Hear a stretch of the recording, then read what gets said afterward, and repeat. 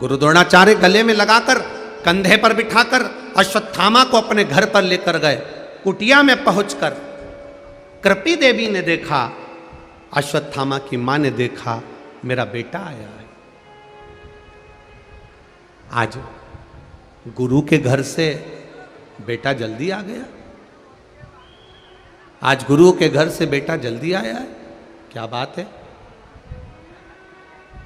पूछा, बेटे से नहीं पूछा, गुरु द्रोणाचार्य से कृपी देवी ने पूछ लिया, स्वामी आज आप बेटे को साथ में लेकर क्यों आ गए? कारण क्या था? कारण क्या है जो बेटे को लेकर आए हो आप? कहा,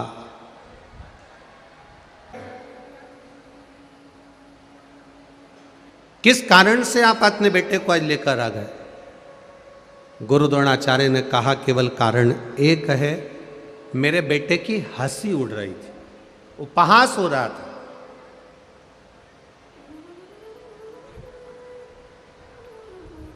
मेरे बेटे की हंसी उड़ रही है, उपहास हो रहा है, इसलिए मैं उसको लेकर आ गया। कृपी देवी ने कहा, ये तो जीवन का खेल है, कभी सुख मिल रहा है, कभी दुख मिल रहा है।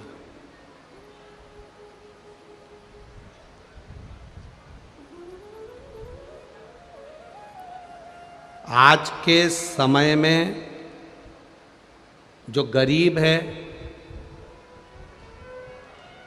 वो सबसे ज्यादा सुखी है।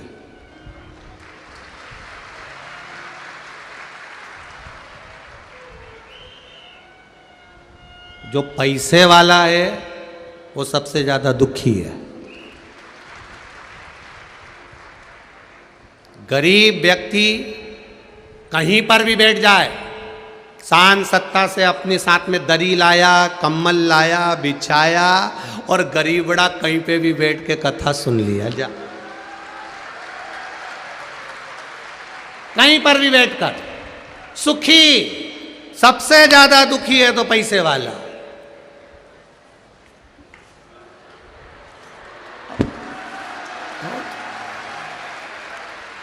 मैं यहां बैठूंगी? नो नो नो,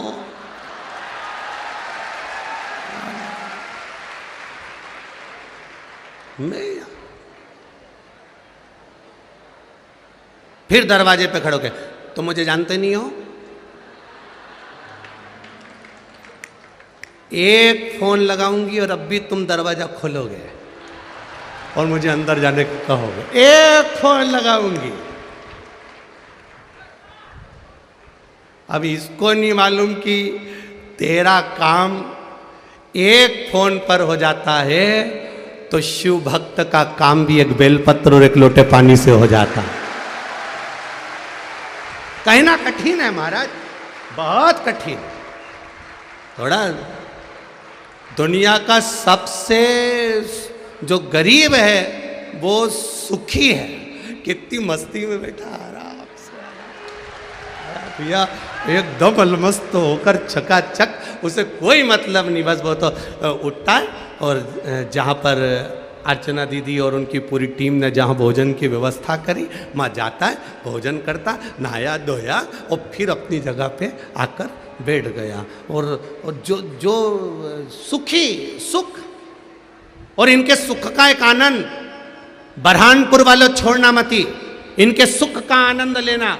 तो रात्रि के समय पर जब ये बैठे हों और भजन चारों तरफ चल रहा हो, ये नजारा बरहानपुर में बार बार नहीं मिलेगा।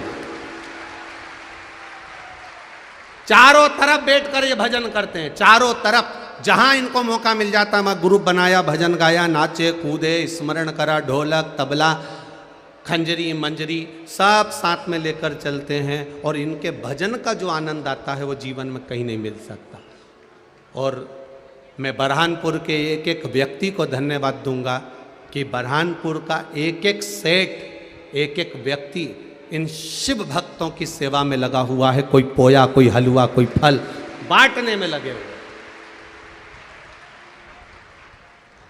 अभी हम आते आते देख रहे थे, कोई ने पानी का स्टॉल लगा रखा है, कोई गन्ने का रस पिला रहा था कोई व्यक्ति गिलास में भर भर कर, कोई फल दे रहा था, केला, हम देख रहे थे, बड़ी बड़ी साधुता है साहब, बहुत। कोई बिस्कुट के पूड़े, क्या करोगे?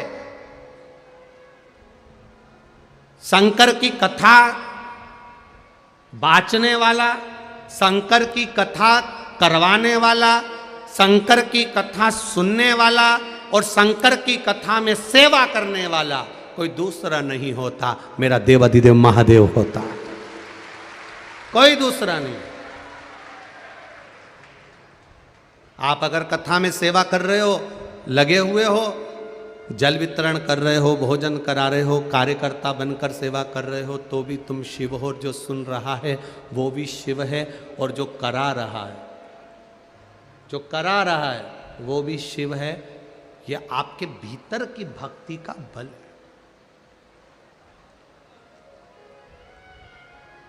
इस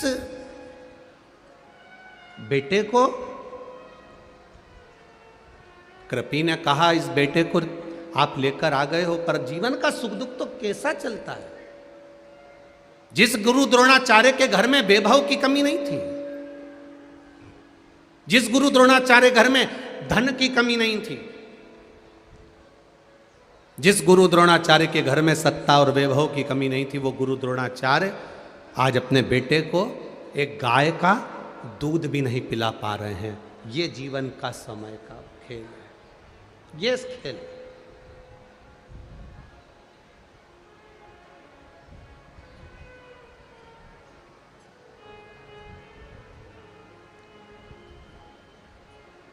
इसीलिए परभणी की कथा में कहा था,